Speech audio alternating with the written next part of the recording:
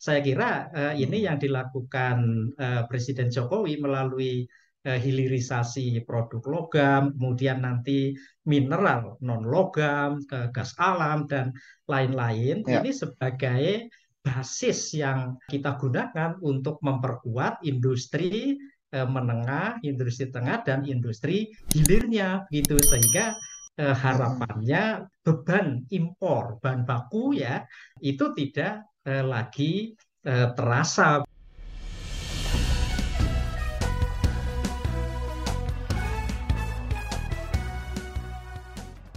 Halo, jumpa kembali di siaran Perspektif Baru. Kali ini bersama saya Budi Adiputro yang akan berbincang-bincang dengan seseorang narasumber yang pastinya bisa berbagi perspektif kepada kita semua pada hari ini tentang topik-topik yang mungkin penting buat kita sekarang atau mungkin jauh lebih penting buat kita dan generasi setelah kita di masa mendatang. Dan kali ini saya sudah bersama dengan seseorang akademisi yang punya dedikasi pada dunia pendidikan dan mudah-mudahan ilmunya, perspektifnya bisa mencerahkan kita, memberikan enlighten bagi kita pada hari ini.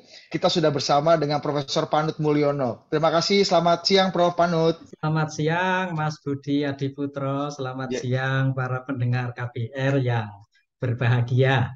Terima ya. kasih. Ya, Terima kasih Prof sudah meluangkan waktu sama-sama untuk Mas Budi. Terima berbagi kasih. perspektif dengan kita pada hari ini. Ya, Nah, dengan kita senang hati.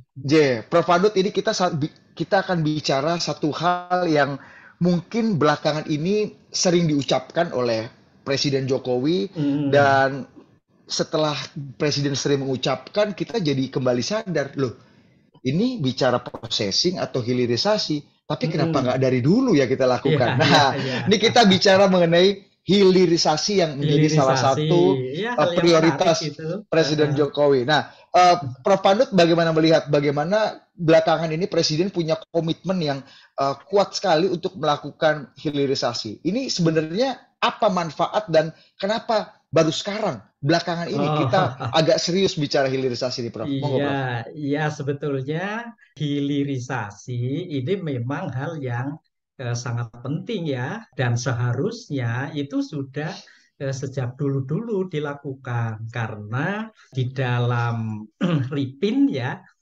rencana induk pengembangan industri Indonesia itu sudah sangat jelas tertulis sejak tahun 2015 misalnya bagaimana kita melakukan hilirisasi terhadap sumber daya alam kita, tidak terkecuali sumber daya alam hayati ya, yang dari produk pertanian, kelautan, kehutanan, tetapi juga sumber daya alam non hayati, mineral kita, gitu ya. Mm-mm. Ini menurut saya memang sudah terlambat ya, tetapi mengapa terlambat itu memang untuk hilirisasi sumber daya alam mineral kita itu butuh sarana yang sangat mencukupi begitu ya. Ya. Dan saat ini kebijakan Pak Presiden itu sangat berani dan juga menurut saya itu sangat bagus dan ada yang bilang bahkan kebijakan yang patriotik lah begitu Mm-mm. Mas Budi Oh, ya. jadi ini suatu kebijakan yang sangat berani. Iya, iya betul, Kenapa bisa betul. dikatakan, kenapa untuk menentukan dan memutuskan kebijakan yang tadi kata Prof. Pandu penting Heeh. dan prinsipil ini, itu Ya, butuh karena keberanian, Prof. Kenapa begini harus ya. ada Heeh. keberanian? Ah, apa yang Ya, terjadi selama ini? iya karena begini Mas Budi, kalau selama ini kita kan mengekspor bahan mentah, ya kan, mineral bahan mentah langsung ke luar negeri. Itu kan banyak yang mendapat keuntungan langsung mereka, keuntungannya besar sekali, Mm-mm. begitu kan? Nah, sekarang bahan mineral itu diolah di dalam negeri. Tentu keuntungan bagi yang semula mendapatkan keuntungan besar itu menjadi berkurang. Keuntungannya Ya, berpindah sebagian ke Indonesia, begitu ya.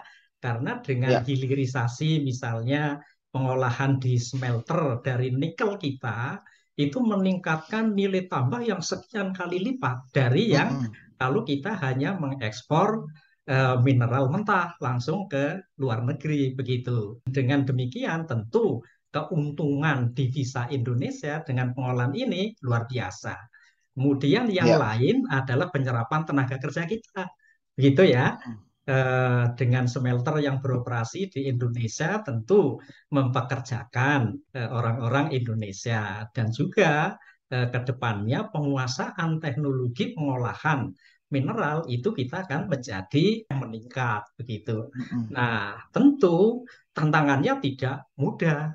Nah, Betul. kenapa tidak mudah? Kemarin saya kira Mas Budi dan Bapak Ibu semua mendengar bahwa produk olahan nikel kita dikenakan ada persoalan lah dengan Uni Ya. Eropa, ya kan? Nah, Mereka protes yang semula boleh mengimpor mereka dari Indonesia sekarang harus mengimpor yang sudah setengah jadi lah, begitu ya. Dalam ah, arti logam yang sudah bukan dalam bentuk mineral, bukan dalam bentuk ini bahan ya. mentah langsung gitu ya, tantangannya pasti ada Iya. ya. Nah, di sinilah Prof Panut menggarisbawahi pentingnya keberanian ya Prof dalam Oh iya, mengambil betul kebijakan ini. betul. Itu tadi sudah dikasih highlight sedikit oleh Prof Panut bahwa ini kuncinya keberanian. Kenapa harus berani? Oh, ternyata yang tidak suka banyak, yang terganggu interestnya banyak. Dan yang tentu saja orang yang merasa keuntungannya Berkurang. tercoki dengan kebijakan ini juga banyak berkurang. Nah, gimana Prof? Tantangan apa nih kalau kita lihat dari dalam negeri dan dari dunia internasional kalau kita mau bedah dalam dalam Iya, mengimplementasikan hilirisasi ini, Prof? iya betul, baik Mas Budi. Tantangan dalam negeri kalau tadi ya kita mengirim hasil hilirisasi ke sana itu banyak berurusan misalnya dengan WTO begitu ya. Maka kalau bisa kita di dalam negeri juga harus mengembangkan produk-produk akhirnya begitu. Jadi misalnya nikel begitu ya. Nikel yang sudah diolah dari smelter itu nanti dijadikan produk jadi, misalnya baterai kendaraan listrik, gitu ya. Mm, Nah, mm, baterai kendaraan listrik itu tidak hanya semua untuk diekspor, tetapi kebutuhan dalam negeri kita kan juga ya, besar, begitu. Nah, kalau dengan demikian, ini tentu akan mengurangi urusan kita dengan pihak-pihak luar. Jadi kalau ya, menurut saya bahwa tantangannya antara lain kalau di dalam negeri adalah pengembangan secara utuh dari hulu sampai hilir produk-produk yang bisa kita manfaatkan sampai produk akhirnya di dalam negeri. ya, Walaupun tentu kita tidak mungkin semuanya dipakai di dalam negeri karena biasanya ya harga pasar di luar itu juga lebih mahal ya, lebih memberikan keuntungan yang lebih besar bagi penjualan barang-barang kita. Tetapi ini prinsipnya kita jangan hanya menggantungkan pasar itu di pasar global saja, tetapi pasar domestik juga harus kita kerjakan dan bangun dengan sebaik-baiknya gitu. Tentu ya kalau urusan dengan WTO ya kita harus punya banyak ahli di bidang perdagangan internasional, di bidang hukum internasional yang kalau ada dispute begitu ya, mereka bisa betul-betul berjuang untuk ya. kepentingan bangsa kita begitu. Jadi kita harus tunjukkan bahwa kita itu serius dan bisa mengatasi berbagai persoalan yang muncul dari cita-cita besar untuk membawa Indonesia menjadi negara maju ya, negara industri, negara berpenghasilan besar begitu. Iya, iya, iya. Jadi ini kuncinya di Ya, diplomat-diplomat kita nih, Prof ya, diplomat-diplomat kita dan juga ahli-ahli harus hukum internasional. harus hebat-hebat lah gitu ya. Ya, saya jadi ingat almarhum Profesor Mukhtar Kusum Oh Atmaja tuh. ya, Ya ya, kan yang bisa memperluas luas negara kita berkali-kali tanpa satu butir pun peluru atau peluru ya ya itu peperangan luar yang biasa bisa itu dilakukan. Itu UNCLOS kan dan diplomasi seterusnya itu, ya. Prof. Betul, betul. Diplomasi ya diplomat yang hebat-hebat itu sangat kita perlukan lah untuk Ya, mendukung program-program negara ya. ya. Jadi tantangannya itu ya di dalam dan di luar ya, Prof. Tapi kan Iya, kemudian ada muncul lagi.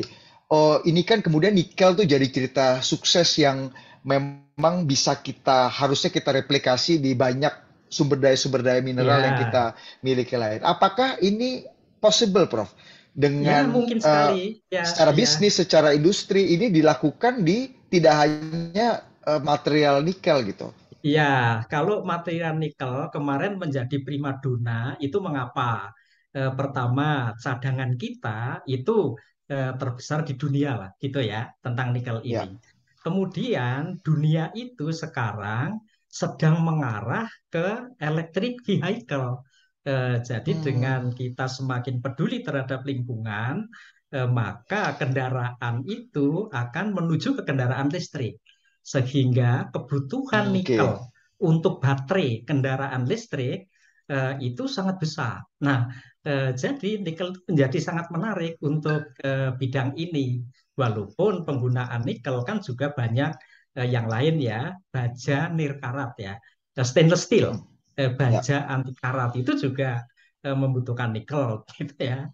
Jadi memang nikel didorong dengan kebutuhan yang sangat besar terutama dengan kecenderungan atau tren akan banyaknya kendaraan listrik yang memerlukan baterai ya, yang dimana nikel sebagai Mm-mm. salah satu komponen untuk membuatnya.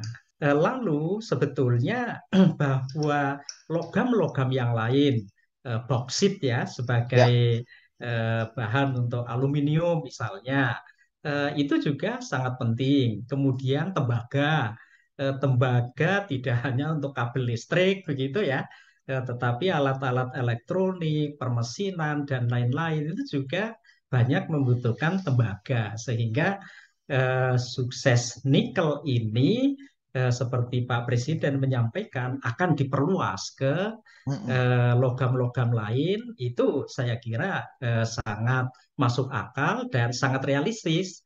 Namun memang Mas Budi bahwa untuk membuat itu butuh investasi yang banyak, yang besar. Misalnya ya satu smelter dengan ukuran tertentu lah yang biasa dioperasikan itu butuh 10 triliun lebih lah. Satu smelter Mm-mm. misalnya semacam itu ya, belasan. Bahkan kalau kita melihat yang di Gresik itu baru selesai 51 sekian persen, sudah keluar biaya 25 triliun misalnya. Nah, ini investasi harus kita galang betul begitu. Mm-mm. Sehingga ya pemerintah harus menyiapkan tadi regulasi, insentif yang bisa mendorong para investor gitu ya, untuk Ya. mau membangun industri hulu maupun hilirnya Ya. di Indonesia. Kira-kira semacam Ya. itulah anunya Ya. konsepnya. Ya, Prof, tapi ada juga beberapa Hmm. apa opini kritis gitu, Prof ya. Kalau kita Hmm. bicara nikel itu udah selesai lah. Ya, Kita ya, ya. penguasa lah, kita super power di nikel dunia. Tapi kan tidak begitu dengan logam mineral yang lain. Bauksit Ya, kita diperkirakan hanya 3,6 sampai 4% kita cadangan bauksit di dunia. Begitupun ya, dengan yang lain, artinya kita tidak menjadi penguasa yang utama di dunia. Nah, dengan kita kan hilirisasi ini kan harus punya komitmen, Prof. Tadi betul, betul. insentif untuk industri dan yang kedua dipaksanya dengan larangan ekspor kan Prof. Ya, Sehingga orang ya. memaksa untuk orang membangun smelter di sini. Tapi kan pilihannya gini Prof. Kalau misalnya kita bukan jadi penguasa sumber daya ini di Logam dunia, ya. logam di dunia, dengan kita melarang ekspor artinya kan bisa membunuh industri dalam negeri juga gitu. Karena kalau misalnya kita memaksa orang untuk membangun industri di sini, kalau memang kita tidak boleh ekspor, maka pembeli yang lain akan beli dari negara yang lain yang tidak perlu di-ban ekspornya gitu, Prof. Nah, hal ini gimana kita menyiasati untuk logam-logam yang sebenarnya kita bukan jadi Bukan penguasa di penguasa. dunia. Ya, ya, Kita bukan ya. penguasa di bauksit, kita bukan penguasa Ah, di tembaga. Dan nanti kalau dipaksa tidak boleh ekspor seperti nikel, kasihan dong. Penyerapan di dalam negeri kecil, ya, ya. smelter butuh waktu lama, insentifnya tidak Mm-mm. terlalu besar, dan buyer di luar negeri tinggal bebas memilih apa Mm-mm. namanya negara-negara lain sebagai pemasoknya gitu. Ya, Gimana Prof ya menghadapi sebetulnya kenyataan begini, seperti itu? Mas Budi, konsepnya itu adalah bukan dilarang ekspor, tetapi yang dilarang itu adalah ekspor bahan mentah, bahan tambang langsung Hmm, yang belum diolah ya, ya. di dalam negeri begitu. Jadi ada mm-mm, aturan-aturannya bahwa untuk logam tertentu boleh diekspor setelah kadarnya meningkat sekian persen. Jadi inti persoalannya adalah agar dilakukan pengolahan di dalam negeri, sehingga dengan pengolahan di dalam negeri itu meningkatkan nilai tambah dari bahan tersebut, sehingga kalau diekspor harganya menjadi lebih mahal. Begitu. Kalau kita mm-mm. mengekspor bahan yang langsung, mineral langsung dari tambang, harganya sekian ya. Kemudian setelah dimurnikan menjadi sekian, harganya meningkat sekian kali lipat. Nah, semacam itu sebetulnya Mas Budi. Mm-mm, Jadi mm-mm. kalau misalnya aluminium boksit ya atau tembaga begitu, itu tetap boleh diekspor setelah diolah di sini begitu, Ya, dimurnikan atau syukur-syukur kalau bisa sudah dibuat menjadi barang-barang yang menjadi kebutuhan sehari-hari atau kebutuhan industri yang lebih fungsional gitu. Sehingga di dalam negeri itu ada proses pengolahan. ya. Proses pengolahan itu menyerap tenaga kerja, menguasai teknologi, meningkatkan harga dari komoditas tadi begitu. Mm-mm. Ya, jadi konsepnya ekspor tetap diizinkan kecuali tadi yang nikel misalnya kalau untuk keperluan di dalam negeri sendiri itu memang pas atau tidak berlebih ya, ya jangan diekspor. Nah, semacam itu karena Nah, kita mau bangun pabrik baterai yang luar biasa besar misalnya ya. semacam itu. Kalau ada kelebihannya yang sudah keluar dari smelter yang kemudian sudah naik sekian kali apa namanya harganya ya tetap bisa diekspor gitu. Nah, Oke, yang ini tidak kemarin terserap di industri dalam negeri itu oh, bisa diekspor oh, gitu ya, Prof ya. iya Ya, ya, betul ya. betul. Ini kemarin Mm-mm. ada ini saya baca di Mas Budi di surat kabar ya, lompatan nilai tambah untuk nikel ya. Mm-mm. Kalau tidak diolah Mm-mm. itu misalnya 1,1 miliar dolar AS. Kemudian hasil Mm-mm. ekspor setelah diolah menjadi 30 miliar dolar Amerika. Kan berarti pengolahan itu Iya. meningkatkan sekian kali lipat harganya ya. Nah, itu keuntungan diperoleh bagi Indonesia. Semacam itulah kira-kira konsepnya. Oke, Prof. Nah, ini kita mungkin kembali mundur ke sejarah, Ya, Prof. Ini ya, kita ya. tahu lah, mudah-mudahan dengan kebijakan ini masa depan kita jadi lebih cerah ya kan. Kita punya nilai tambah tidak hanya sekedar ekspor barang mentah seperti yang Betul, dulu-dulu. betul. Tapi kan gini, Prof.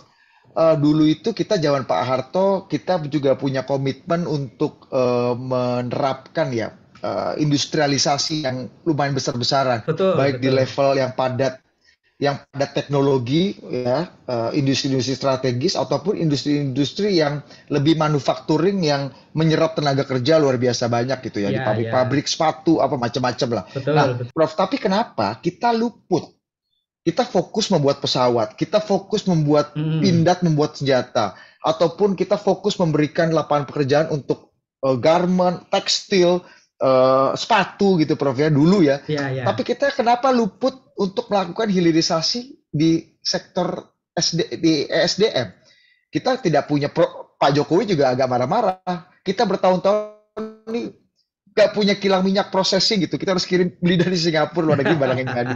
Padahal kita punya minyak mentah. Iya, iya, Eh, iya. dan juga energi-energi yang lain, energi dan mineral yang lain. Apa yang membuat selama ini kita alfa, Bro, Ya, dari ya, hilirisasi ini? iya itu ya. Jadi memang bahwa kita di dalam perencanaan industrialisasi kita, perencanaannya ada, tetapi dalam implementasinya itu kan ada juga pengaruh dari passion pelaksananya, begitu kan? Jadi dulu Prof Habibie itu sangat luar biasa di bidang kedirgantaraan. Kemudian melihat bahwa industri-industri strategis itu diyakini akan membawa kemajuan yang lebih cepat begitu ya bagi negara gitu. Nah, saya kira itu punya pertimbangannya masing-masing, tetapi sebetulnya pengembangan industri itu memang sebaiknya itu harus tidak hanya kuat di hilir, tetapi banyak semuanya bahan-bahan itu diimpor dari luar negeri, begitu kan? Hmm. Tetapi juga harus dikuatkan industri hulunya, begitu. Untuk permesinan misalnya, itu harus kuat kita di industri logam, gitu. Ya. Nah, industri logam itu ya bahan bakunya dari mineral-mineral logam kita, misalnya semacam itu. Nah, ini yang sebaiknya jangan lagi kita membuat hal-hal yang kurang sinkron hulu hilir, tetapi harus urut rantai pasoknya itu dari hulu ke hilir. Saya kira ini Hmm. yang dilakukan Presiden Jokowi melalui hilirisasi produk logam, kemudian nanti mineral non logam, ke gas alam dan lain-lain. Ya. Ini sebagai basis yang kita gunakan untuk memperkuat industri menengah, industri tengah, dan industri hilirnya, gitu. Sehingga Hmm. harapannya beban impor bahan baku ya itu tidak lagi terasa, begitu ya. Kita tidak mungkin mencukupi semuanya dari bahan-bahan yang ada di dalam Ya. negeri, tetapi yang kita miliki itu harus kita olah dan manfaatkan untuk keperluan industri hilirnya. Tadilah kalau kita bicara industri pesawat terbang ya, itu kan aluminium Hmm. ya kan. Aluminium Iya. itu. Jadi harusnya ya industri aluminium dari boksit kita itu harus digarap, itu harus dikerjakan dengan baik. Kemudian industri misalnya mesin ya, mesin-mesin ya, itu besi, kemudian baja, begitu, itu harus maju begitu untuk mensupport industri permesinannya, semacam itulah. Siap. Oke, Prof. Kalau gitu, menarik sekali perbincangan kita, Prof. Jadi, ya ini masalah kalau tidak sekarang, kapan lagi gitu, Iya, Prof. Ya. Jadi, betul. ya kita daripada mengutuk kegelapan, lebih baik kita nyalakan lilin dan upaya hilirisasi adalah upaya kita untuk menyalakan lilin daripada kita sibuk menyalahkan masa lalu dan Nah, iya. mengutuk kegelapan. Itu. Terima kasih Iya. sekali lagi, Prof. Panut Sama-sama, Mulyono, sama-sama, Mas atas Budi. waktunya, perbincangannya. Iya, Terima kasih terima buat kasih dengan senang perspektifnya hati. pada hari Terima ini. kasih para pendengar Baik, kami. baik. Terima kasih. Baik para pendengar, demikian wawancara perspektif baru hari ini dengan Profesor Panut Mulyono. Saya Budi Adiputro. Sampai jumpa di siaran-siaran perspektif baru berikutnya.